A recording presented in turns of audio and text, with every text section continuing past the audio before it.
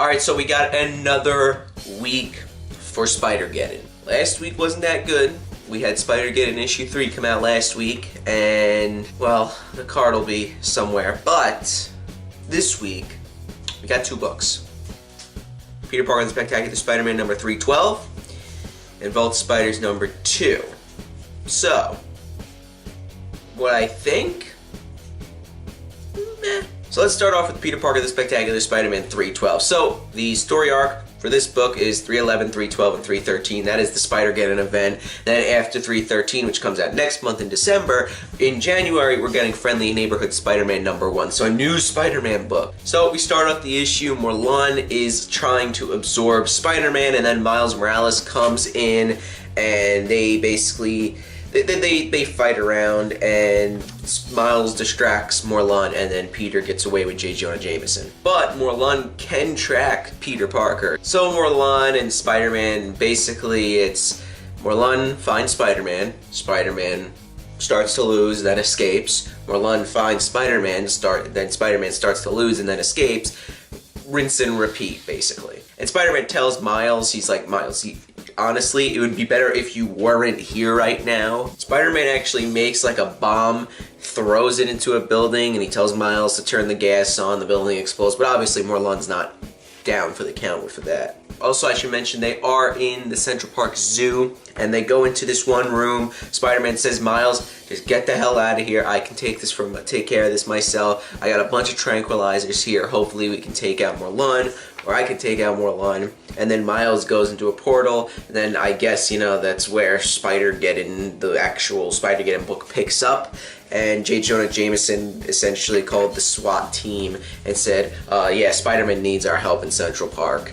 And that's where it ends. I mean, it was alright, I guess. I just kind of find it funny how Peter Parker is still trying to crack jokes and quip while he's getting his ass kicked. Maybe you should be a little serious right now, but that's just a little nitpick. I do like how, as a tie-in to Spider-Geddon, to have Peter Parker not be in the actual event, they're having him fight Morlun in his own book, which I think is better because the last event was kind of about Peter Parker. Now this event, the Spider-Geddon, is more about Miles Morales. So it's a cool way to do that, I guess, but you know, Miles Morales still showed up in this book for... Honestly, was there really a reason for him to show up? He basically came, helped Spider-Man out, and then left. That's all that Miles did. Also, I don't know, the writing in this just felt weird.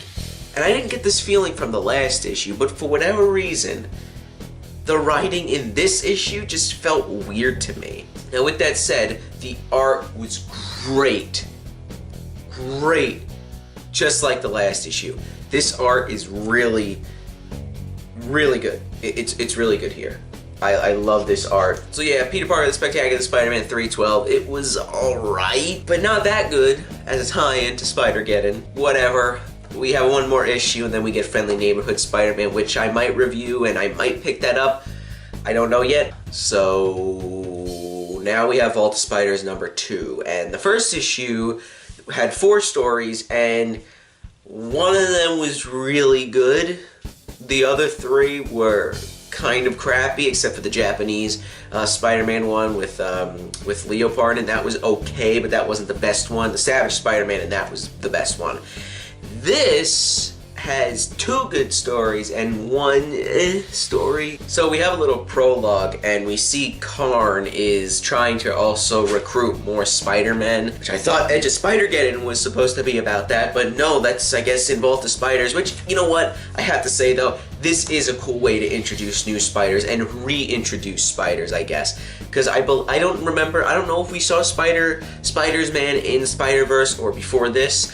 And Spider-Man is also in this, and we saw her, I think that was a What If story back in the day. So it's cool to reintroduce these Spider-Men, but I doubt they're gonna show up at all in the actual Spider-Geddon book. So far, the only one that's actually showed up is the Cowboy Spider-Man who doesn't really do anything and doesn't play a big role, the Japanese Spider-Man with Leopard in, and Spider's Man, who hopefully will play a big role, and you'll see why if you click the card, like I said before. So we kind of get a origin for Spider's Man. There was an experiment, and there was like a big pile of spiders, and Peter Parker fell into it, and the spiders absorbed him and have the consciousness of Peter Parker. Now this was interesting. There's a thing called the Goblin Night, where we have Green Goblin, Hobgoblin, Jack-o'-lantern, and what looks to be the Demo Goblin. They're like going around and like getting sacrifices for the Goblin Queen. So Spider's Man obviously beats the crap out of the goblins, and they actually escape,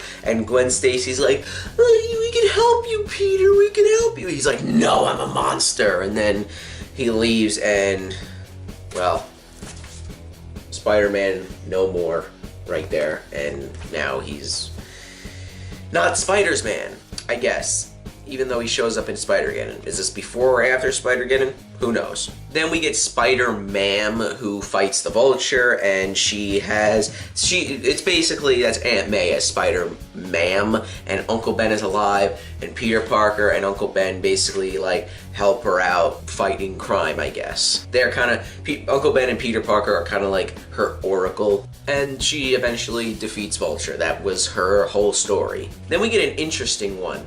Captain George Stacy, the Spider. Now they don't show his costume on the cover like they do for Spider's Man and Spider-Mam, but his costume is pretty cool. So basically, there's a hostage situation, and George Stacy's like, all right, well, you know, I'm gonna go over here, and then he changes into his costume, and that's pretty badass, I'm not gonna lie. That's a pretty cool costume right there. So he gets to this place, he fights the Shockers, who is some woman, and she has like electric powers or something. And she's mentioning something about the frequency, and George Stacy's like, we're done here. He just points a gun and shoots at her, and it like messes up her vest that she has on, and it like fizzles out. And the reporter that was there was like, no, he's not a vigilante. He saved me. She's talking to the police, and she's like, no, like, he saved me. That person saved me. And then we get the ending where George Stacy's on his computer, and the reporter and one of the cops are talking, and she's like, oh, well, he's more like a spider. You get it? I'm surprised this didn't become a 3-issue mini or something like that, because Spider-Force and Spider-Girls are coming out October, November, December, and then by the time the event ends in December, those miniseries will wrap up. But this miniseries, I feel like I just read Vault of Spiders #1. I believe that was 2 weeks ago. So very weird how it was only 2 issues, and I'm surprised it wasn't 3 like the other 2 miniseries. Or even the Peter Parker the Spectacular Spider-Man story arc is also 3 issues for October, November, and December. Same thing with Spider-Gwen the Ghost Spider. October, November, December. So yeah, the Spider's Man story was pretty good, I guess. The Spider-Man wasn't really that good, and the George Stacy one was pretty interesting, and honestly, I could see that becoming an actual story, or an actual book, or miniseries, or something like that, just like the Savage Spider-Man. You know, it seemed like his character was fleshed out, but we didn't really get an origin for why or how George Stacy kind of got bit by the spider, and we introduced, you know, the Shocker as a villain. Okay. So yeah, let's hope the next week that the tie-ins are better, and I believe Spider-Geddon #4 comes out next week as well. So we'll have to see what happens with that. So guys, thank you for watching. If you guys liked the video, why don't you give this video a like? Check out some of the other videos that we have here posted on the channel. And if you like those videos as well as this one, why don't you consider subscribing to the channel as well? And stay tuned for more Spider-Geddon coverage, because I am covering the whole event until the end of December, you know, when that event ends. So it's pretty crazy, and check out some of the other Spider-Geddon videos that we have here posted on the channel that I went over every single book and tie-in of the Spider-Geddon event. So check out that playlist. The playlist, I guess, will be somewhere right here. So guys, I'll see you in the next one.